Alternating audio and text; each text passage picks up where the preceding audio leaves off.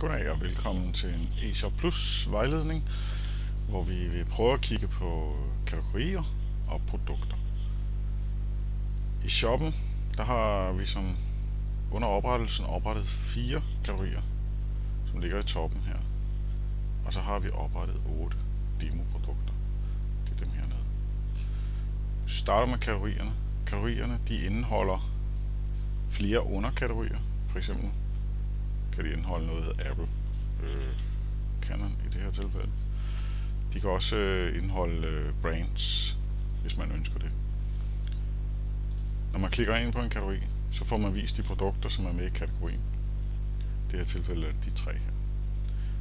Og man kan klikke ind på produktet og får sådan set de informationer, som er normalt på sådan et her. Hvis vi skal prøve at starte med at gå ind og editere eller oprette en kategori, så går vi ind i administrationsdelen. Under katalog tager vi kategorier, og vi kan så nu se, at vi har 1-4 og en underkategori, der hedder 5. Hvis man vil rette en kategori, så trykker man sådan set bare på ret, og så kan man navngive kategorien her.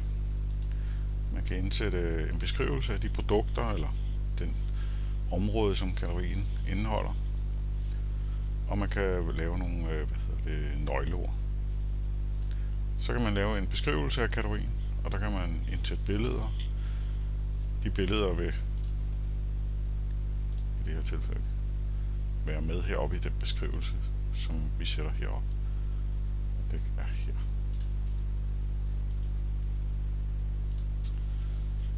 Så har vi et panelblad, der hedder data. Den her kategori er en topkategori. Den er med i de kategorier heroppe. Hvis man vil have den til at være under, så kan man vælge en underkategori her, og så opbygger man sådan set et hierarkisk træ med kategorier. Butikker, den skal man ikke vælge ved. Nogle SEO keywords, det er nogle gode ord, som søgemaskinerne kan bruge. Så er det underbukser, man sælger, så skriver man underbukser der. Hvis man ønsker et billede til kategorien, så kan man uploade et her. Billedet vil blive vist oppe i toppen her. Og så kan man selvfølgelig aktivere og deaktivere. Det er sådan set det, der er med kategorierne. Hvis vi prøver at kigge på produkterne, så går man op i katalog og under produkter. Så får man en liste over de produkter, der er i shoppen. Man kan vælge at søge på kategorier her og sige, hvis man vil have vist kun dem, der er i kategori 1, så får man den her. Det kan være en god hjælp, når man begynder at få mange produkter i sin shop. Vi tager lige og viser alle produkterne. Hvis man skal ind og rette et produkt, så trykker man på ret over til højre. Så kommer man ind under produktet. Vi har en generel beskrivelse, hvor man kan sætte nogle gode søgeord ind og lave en beskrivelse af produktet. Det bruges i søgemaskinerne og er meget vigtigt. Så har vi selve beskrivelsen af produktet. Den beskrivelse kommer lige ud der.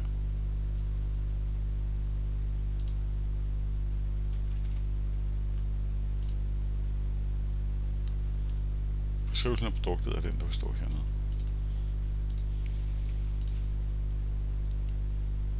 Og hvis man ønsker produkttekst, så kan man skrive den hernede. Modelnummer, om produktet skal være aktivt. Pris, eksklusiv moms. Det skal stå i den der. Hvis man vil have noget overskudsberegning på sin shop, kan man skrive sin indkøbspris her. Om det er med eller uden moms. Hvor mange man har på lager. Og hvor mange der minimum skal købes. Om produktet skal fratrækkes lageret, når det bliver købt. Og hvis det ikke er på lager, hvor lang tid går der så? kræver forsendelse. Så har man produktbillede, og det her billede, det er det hovedbillede, som hører til produktet. Man har mulighed for at indsætte yderligere billeder også. Så kan man vælge, hvornår produktet skal være tilgængeligt fra.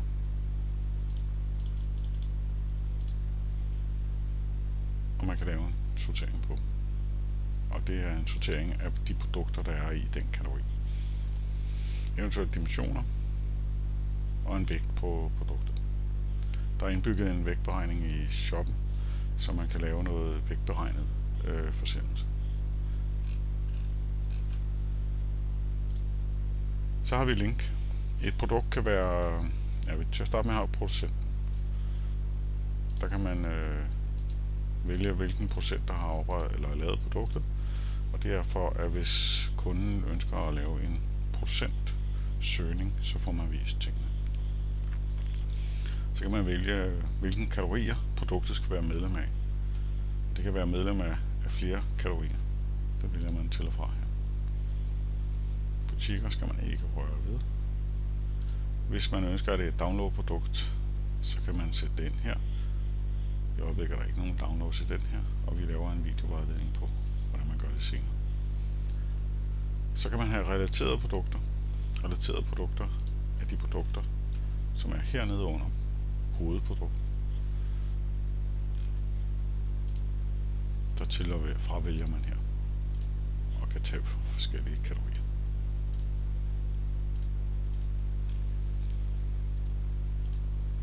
Optioner er den mulighed, som man har for at lave forskellige optioner, det vil sige farve og størrelse på et produkt. Man kan tilføje en option. Vi kalder det farve. Og vi tilføjer så en optionsværdi her. Og vi kan kalde den rød.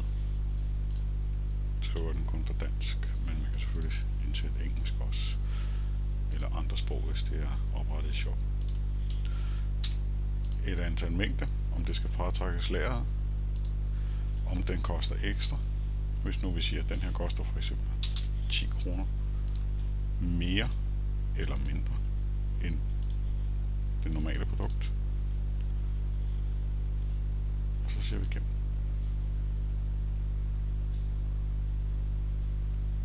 Så går ud og tager produktet.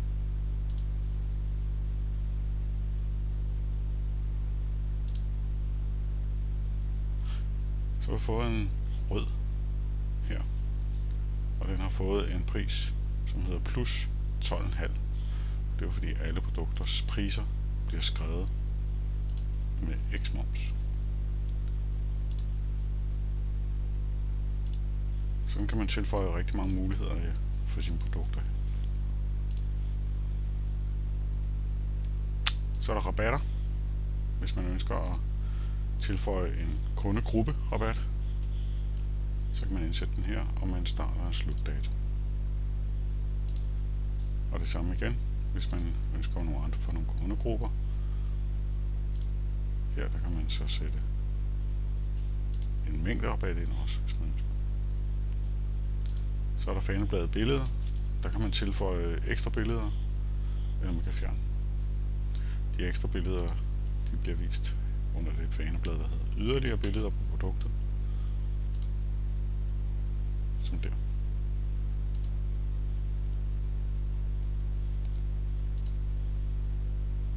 Det var sådan set, hvad der var for produkterne. Når vi opretter shoppen, så opretter vi, så er der indlagt nogle demoprodukter, som man kan bruge. Man kan tilrette dem. En god start er, at man kan tage og navngive de nuværende kategorier til noget, som svarer til ens egne produkter. Og så kan man eventuelt efterfølgende gå ned og rette de demoprodukter, der ligger i shoppen, til, så de passer til ens. Så kommer man endnu i gang. Man kan selvfølgelig også tage et produkt, som man synes er godt, markere det og kopiere det. Så kan man kopiere et godt produkt videre og rette ind. Det var det.